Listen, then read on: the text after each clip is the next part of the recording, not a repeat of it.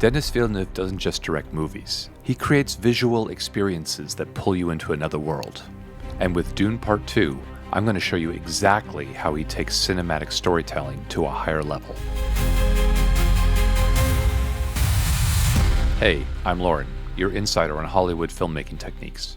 And what sets Villeneuve apart in Hollywood is his ability to tell large-scale emotional stories primarily through visuals. Dune Part 2 sets a new bar for modern visual storytelling. Let me show you how. And this should go without saying, major spoilers ahead. And the Emperor said nothing. We see the Emperor in a lush green environment, symbolizing comfort and control. His daughter moves the black chess piece to show his darkness has taken charge of Arrakis. Meanwhile, the Harkonnens are depicted in mostly black and white. Glossu Raban was crowned ruler of Arrakis, while literally standing in the dark shadow of his uncle Baron, which was of course deliberate. And then boom! This next shot is breathtaking, intimidating in scale.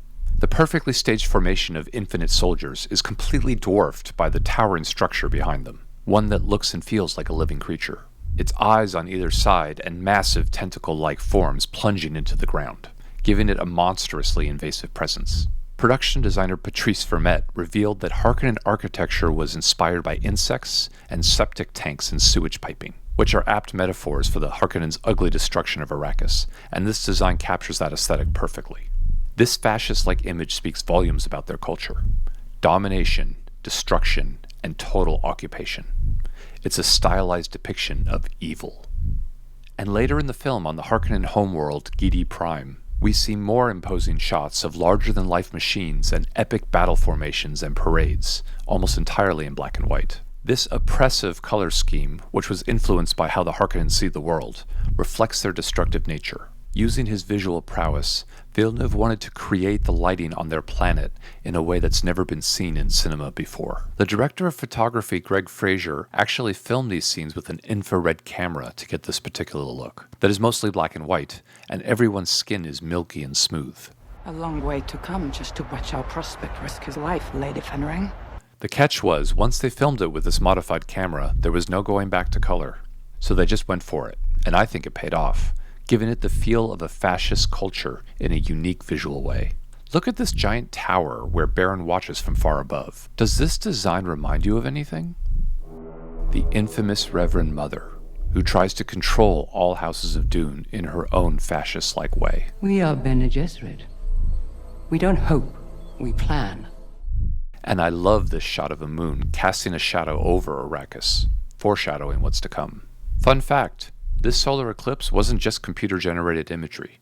While they were shooting this movie in the desert, an actual solar eclipse happened, and they captured it on camera, only adding the second moon in digitally. One other fun fact, most of the shots of the giant sandworms weren't computer-generated either. They were shot using miniatures, which saves a production like this a lot of money. And that gives them flexibility to make more stunning wide shots like this one, of Harkonnen soldiers invading the Fremen territory on Arrakis, in a ship that looks eerily like the head of a giant housefly. I mean, look at this. The framing and design is like a piece of modern art. The dark silhouettes of the soldiers and the massive floating balloon, contrasting against the glowing orange sky. One of the things that makes Villeneuve's composition so sophisticated is his use of gradients. They subtly darken at the edges while staying brightest in the center, naturally drawing our eye to the focal point of the frame. This technique, called vignetting, is used throughout the Dune series. Then we get another spectacular moment. Tiny figures trekking through the desert, completely dwarfed by the massive landscape around them. Villeneuve has said many times that his biggest inspiration for Dune was Lawrence of Arabia, one of the most beautiful films ever made that stands the test of time. And it's easy to see the influence in many of these sweeping landscape shots of Arrakis. And this beautifully choreographed shot of soldiers defying gravity in formation, stunningly simple.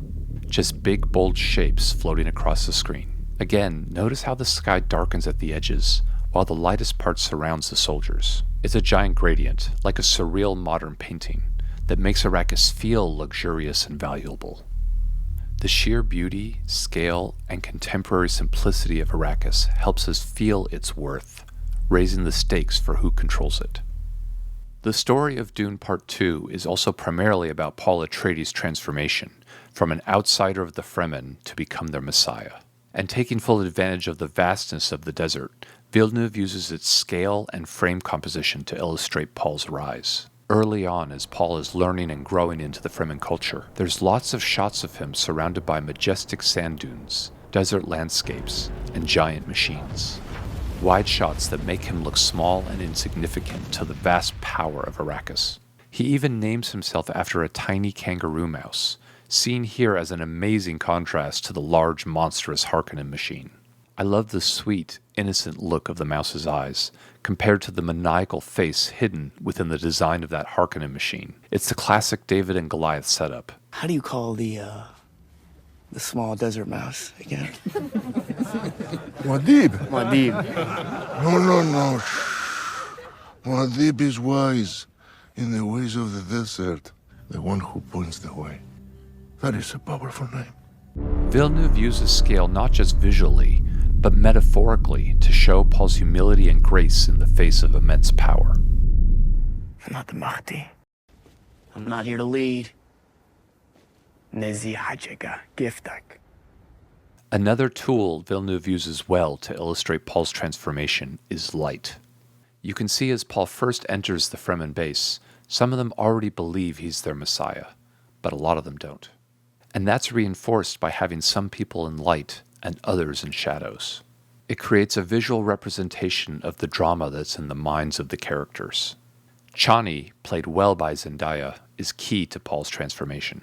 The first time we see Paul in this film, I think it's no mistake that he's being warned by Chani to stay quiet. To me, this is the perfect foreshadowing for what I'm about to show you.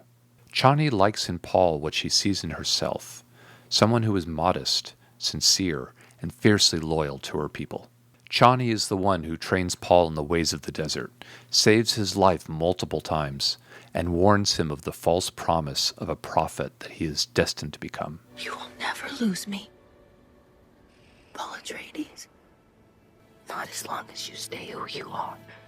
And she believes Paul when he says he's not a savior. My allegiance is to you, to the Fremen. I'm doing this for all of us. But as it turns out, Paul isn't doing it for her, or for the Fremen. He's doing it for himself and his mother's survival. You want to control people? You tell them a messiah will come. And I'm going to argue that while on the surface his rise might seem heroic, like most false prophets, it's a ruse for his own self-interest. Everything shifts when Paul drinks the blue sandworm liquid, and he sees his lineage dating back to the evil Baron Harkonnen. There is a narrow way through. He also sees that the only path for his mother's, and his sister's survival is to become the messiah that he pledged not to be. I'm pointing the way! And act ruthlessly like the Harkonnens who he despises.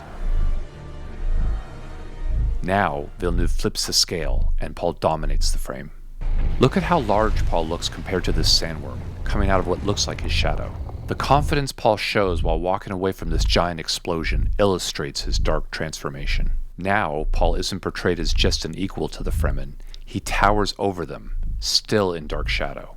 And this is a powerful shot, not just showing Paul's size compared to the nuclear explosions, but the shot before, when the explosion lights up his face, which they did with the light next to the camera they just turned on at the right moment. To me, this light isn't just from the explosion, but from within himself, realizing his full transformation and supreme power. Such simple and effective visual communication. The camera drifting in on his face as it lights up. Eureka. This shot is equally impressive. The way Paul feels so far away, yet still towering over the blurred out sand dunes. The dunes appearing small and out of focus make them seem insignificant to Paul. To me, it also feels like the sand blowing in the wind feels like an extension of Paul and his dramatic superhero-like cape. His costume helps sell the idea too. The costume designers gave him an extra large cloak to make his presence feel even larger on screen. Remember when some of the Fremen doubted Paul with speckles of shadows and light? Now Paul enters a sea of Fremen bathed in sunlight. He is fully embraced in this scene as their messiah.